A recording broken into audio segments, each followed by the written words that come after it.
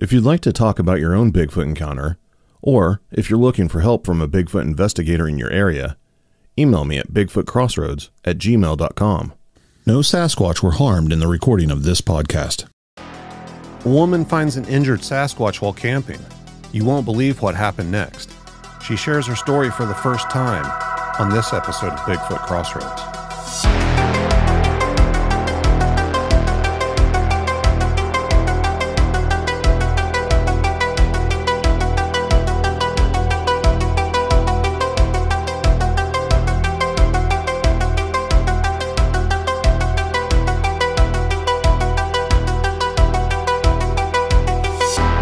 If you can, kind of walk us through, for how this whole journey got started for you. Okay. I was 19. My husband, I, and our 2 children were out camping way out in the wilderness.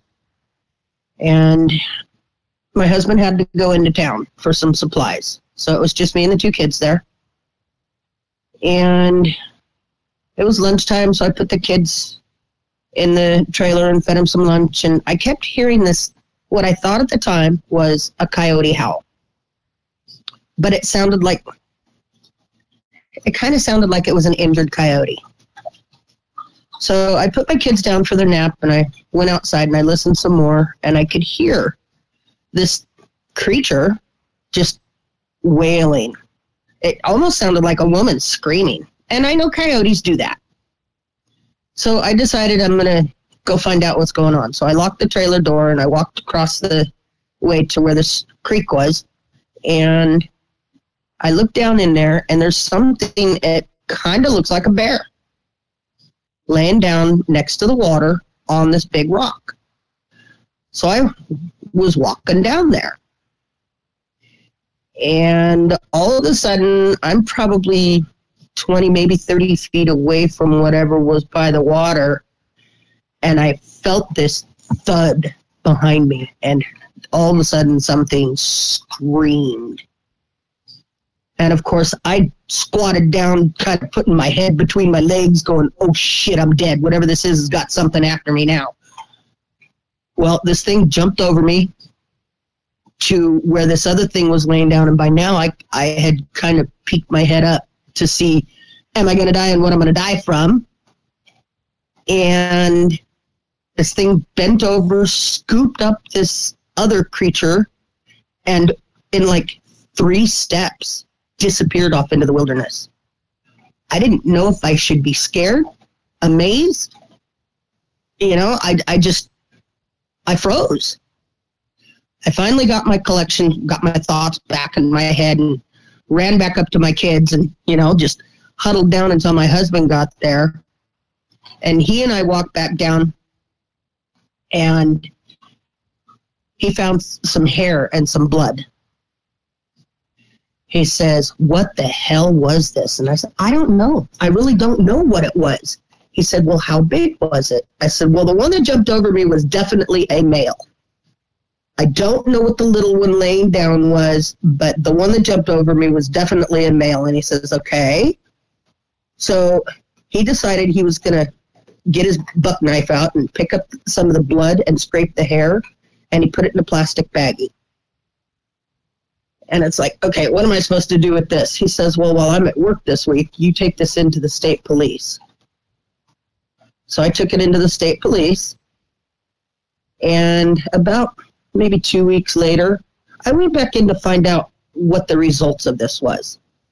They acted like I was crazy. Like I had never brought anything in. They had no idea who I was, pretended like they had no idea who I was. And it was really disconcerting. Okay, something was out there. I know something huge was out there. Scared the daylights out of me. And you people are acting like this doesn't even exist. So they just completely blew you off. Yeah. Wow. Acted like I never brought anything in, like I didn't even exist. They didn't know who I was. But whatever this was, the little one was bigger than me. By far, bigger than me. But it was still way littler than the one that jumped over me and picked it up. But to me, it showed a loving, caring whatever it was. Right. So I went to my dad. My dad was down in Southern California. I went to my dad and I said, Dad, this is what happened. And he says, darling, do you know what just happened to you? And I said, no, obviously I don't. What the hell was it? He says, well, some people call it Sasquatch. I said, okay, what's that? He says, Bigfoot? I went, no, those aren't real. And he says, oh, yes, they are. And it was just proven to you that, yes, they are. Wow. So your dad just immediately went there. Oh, yeah. Instantly. I guess my dad had a few encounters. He was a gold miner, so he was always out in the wilderness. And he had a couple of encounters in his lifetime. And he just immediately said, this is what it was, and you just need to believe it. But I was still terrified. It took me a long time before I would ever go back out in the woods again.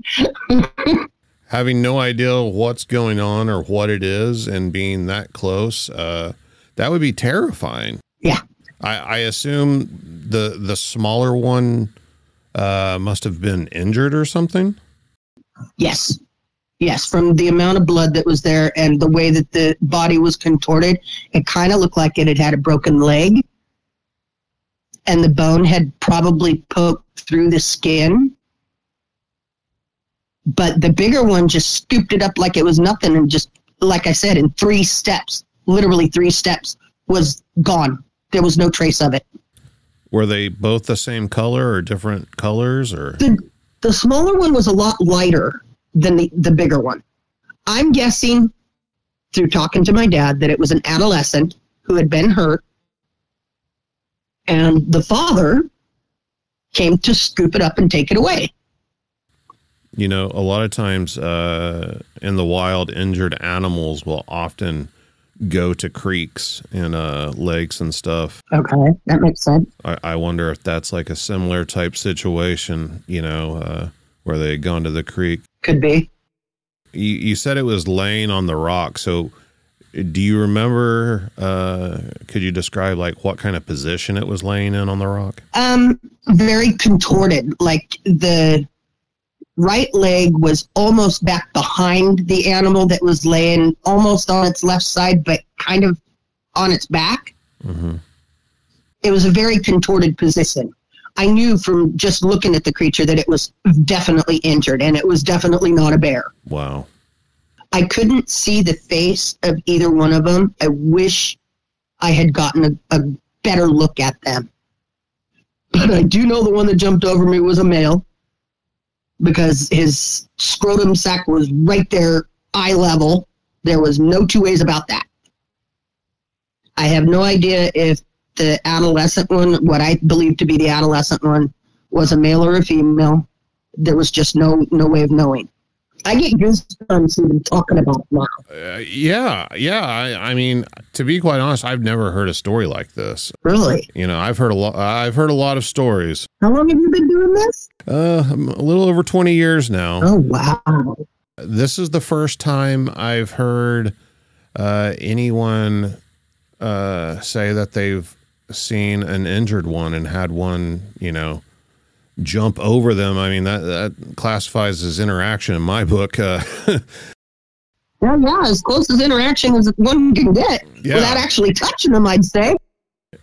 Yeah. Whenever the big one screamed at you, could you discern any sort of intent behind that scream? Did it sound angry or scared or? Very menacing.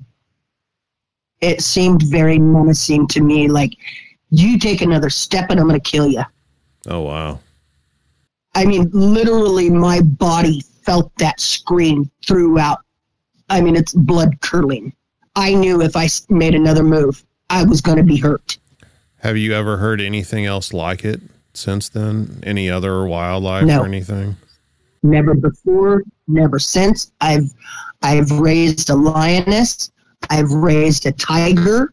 I've had all kinds of wild cats. I used to raise wolves. I have never in my lifetime heard anything even remotely close to that scream. Everything you're mentioning is, you know, an alpha apex predator type animal. Is that what you felt this thing was as well? Yes. Oh, definitely. Did your father ever share any of his stories with you? Oh, yeah. I don't know if you know where McCaleb's Ranch is in Josephine County, Oregon. I don't.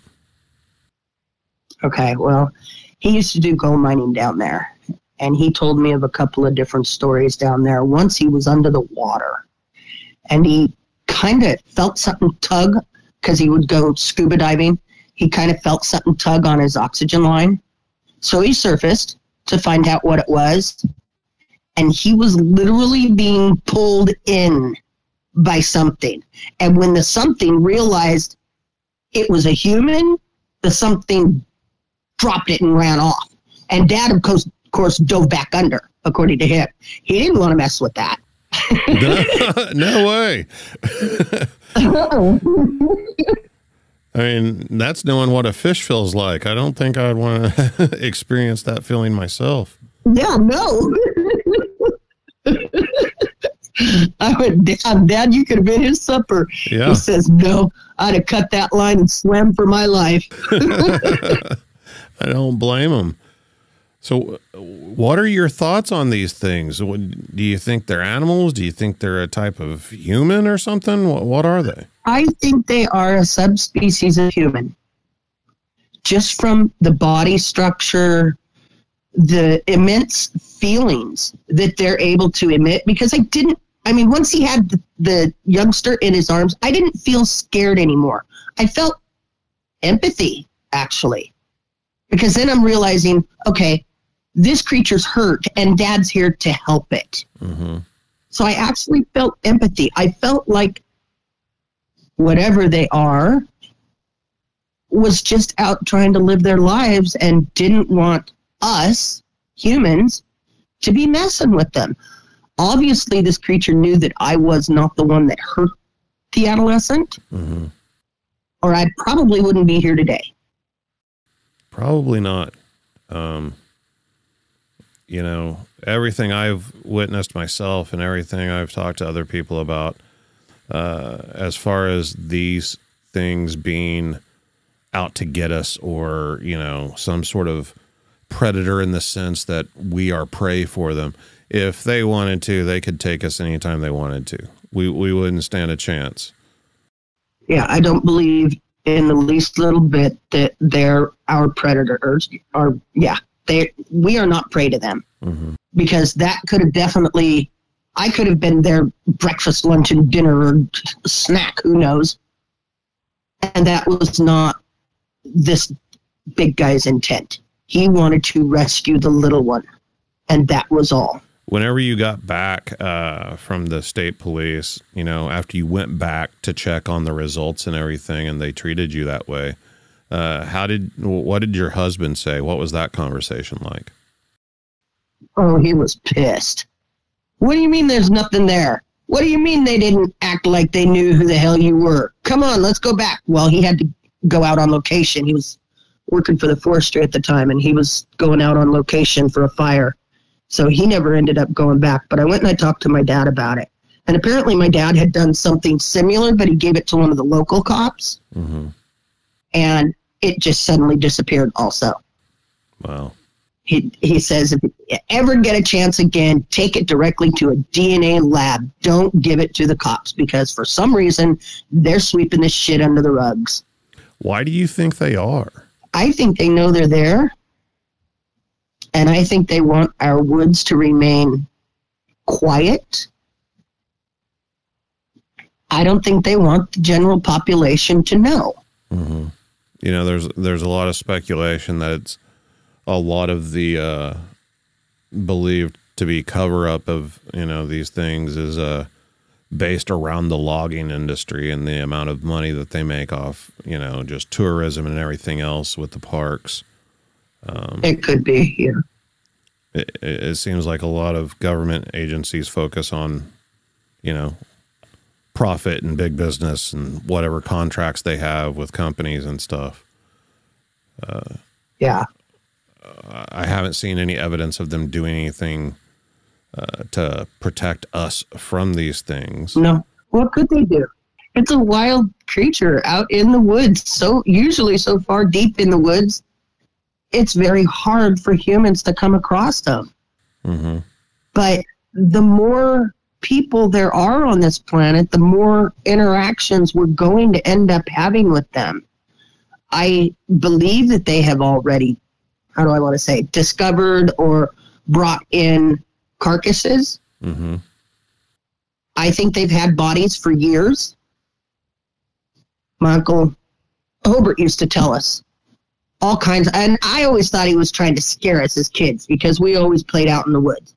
But he used to tell us, you know what? Bigfoot's out there. It's going to get you. If you don't be careful, it's going to get you. They've got bodies. They've already proven that they're out there. You better be careful. You know, as a kid, I thought he was joking with this. I thought, yeah, you know, it's like the boogeyman story. It doesn't really exist. Right. And then my thing happened. I know for a fact they exist. I don't care what label you want to put on it or name you want to put to it.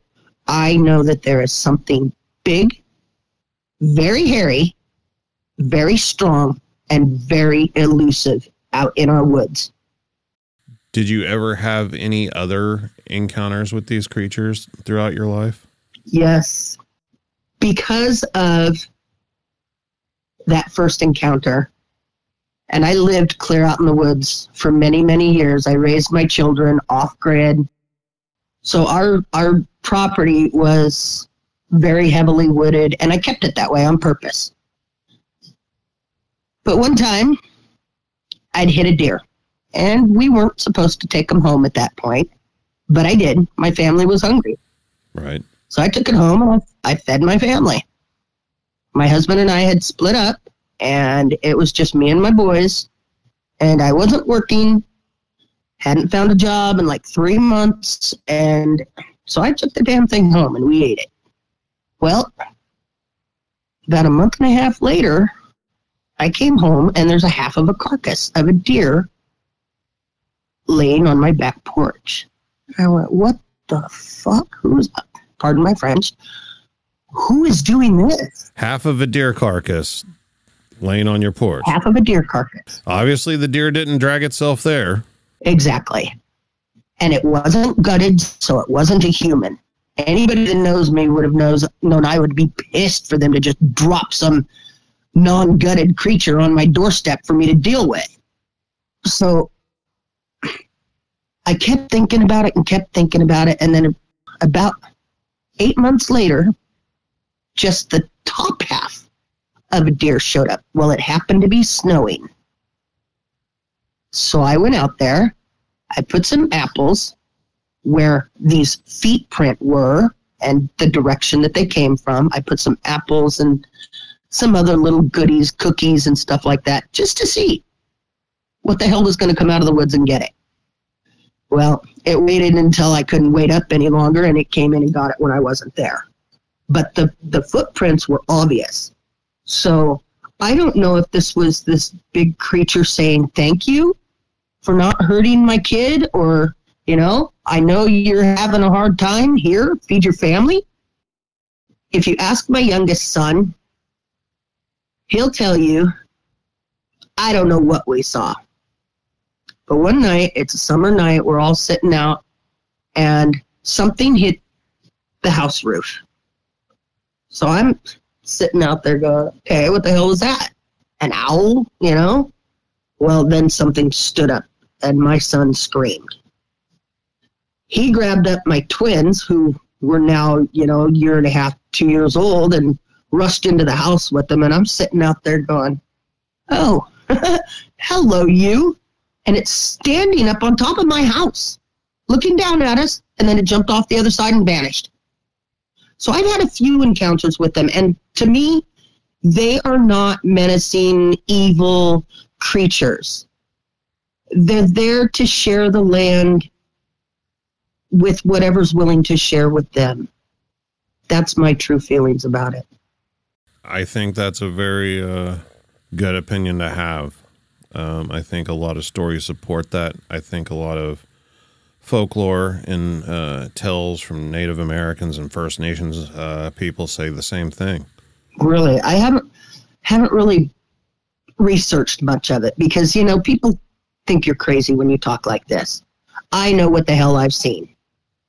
And I'm not afraid to say it, but I'm not also going to make it public either. Right. You know? Yeah. It's not something I'm going to go to NBC News and say, this is what happened to me.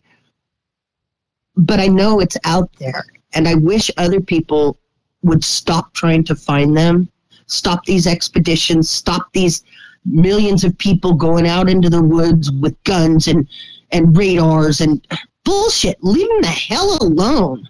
Let them live their life. They're not bothering us. Why should we be bothering them? Live and let live. Yeah. Why should we be bothering them?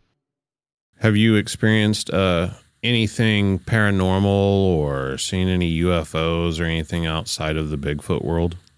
Well, I think I have, but I'm not sure.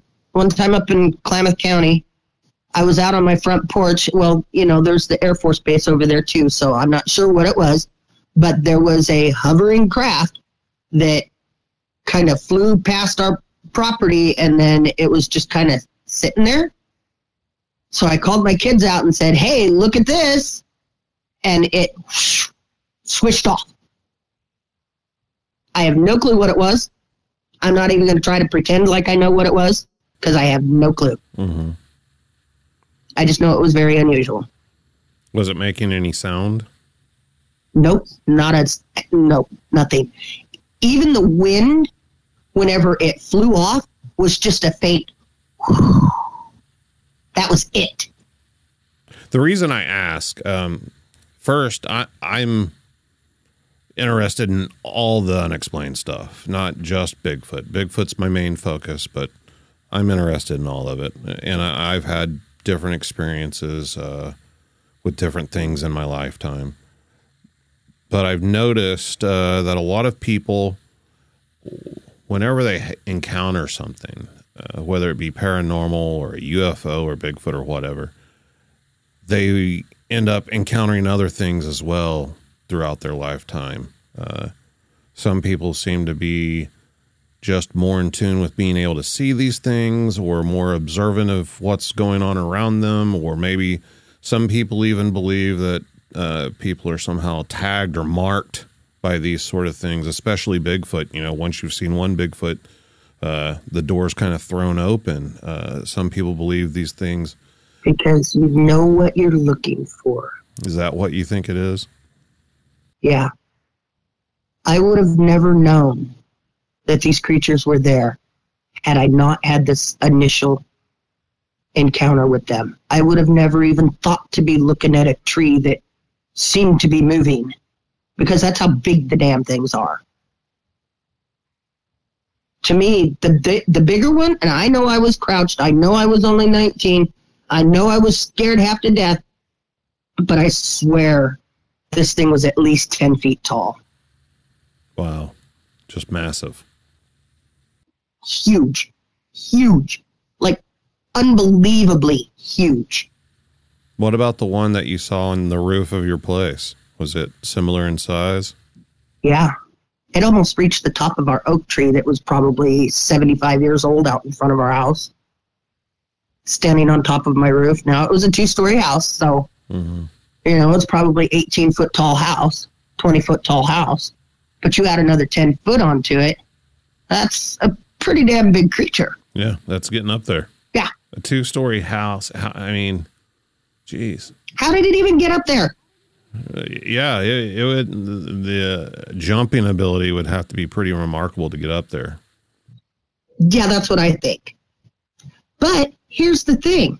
When it jumped off the house, it didn't leave an indentation like it's so damn heavy it's going to concave the ground. And you know that they have to be heavy to carry that kind of weight on them, you know, to be that tall. But there was no indentation in the ground. So how in the hell does that happen?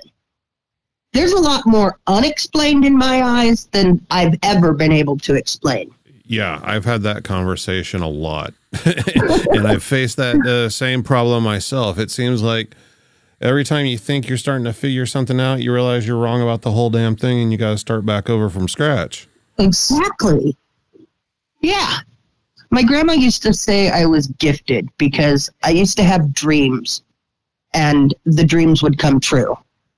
Well, I have since taught myself how to block that shit out because if I can't do anything about it, I don't want to know about it. But before my grandma passed, we were talking on the phone and she says, "You've let your gift go." I said, "What?" She said, "Your gift, the one we talked about when you were 10. I said, "Grandma, you know I can't handle that. I can't do anything about it. Why should I bother myself with it?" She says, "There's a reason you were chosen and you should follow it." Wow. Those words have kind of been coming back into my life over the past, I'd say 2.5, 3 years. And I'm starting to have dreams again.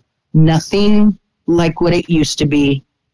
I mean, one of my dreams was I dreamt my cousin fell out of a shopping cart and split his head wide open, and it happened the very next day. Oh, geez. You know, those were the kinds of dreams that I just couldn't handle. If I can't do anything about it, why in the hell give me the dreams? So I don't understand why I'm willing to let it come back in now. Because those things have always scared the shit out of me, and I don't want any part of it, truthfully. But it's starting to happen again. I would say a lot of people would tell you that things happen for a reason, and if you have this ability, it's there for a purpose, even if you don't understand it. I'm a Christian. I believe in God. I believe there is a reason for everything, and He only gives us what we can handle. But I've had so much tragedy in my life. I don't want to deal with other people's tragedy. Mm-hmm. I just want peace. I want quiet. I want wilderness. I want the good life. Well, you sound like a person who has lived a life of putting others before theirself, just from the little bit that I've heard you talk. Yeah, always. You know, you mentioned a lot about your kids, and you've mentioned, you know, taking care of these animals and stuff. It takes a special kind of person to take care of any animals, let alone, you know, lions and wolves. It's just part of the way I was raised, you know? Yeah. If they need a home, house them. If they're hungry, feed them. Be it animal, human, you know, whatever. And maybe what you saw that day in Bigfoot, the Bigfoot saw the same thing in you, and that's why you're still here. That very well could be. I kind of like to think that way. Because otherwise, I don't know why I'm still here. Other than it was just too damn concerned about it young, and I didn't have time to mess with me. Well, I appreciate you coming on and sharing your story. It's been fascinating to hear for sure. I really enjoyed it. You've got an amazing story. Thank you. I think that's awesome that you got to share this thing with your dad. Like, that's just wow, you know? Yeah. You are the only public anything that I have ever decided to open up to, and it was only through a friend of mine saying, "Girl, they're out there. Tell your story. Don't let people think that they're mean," because everybody wants to believe that they're this big, hairy, evil creature, and that's not been your experience, so you better tell your side.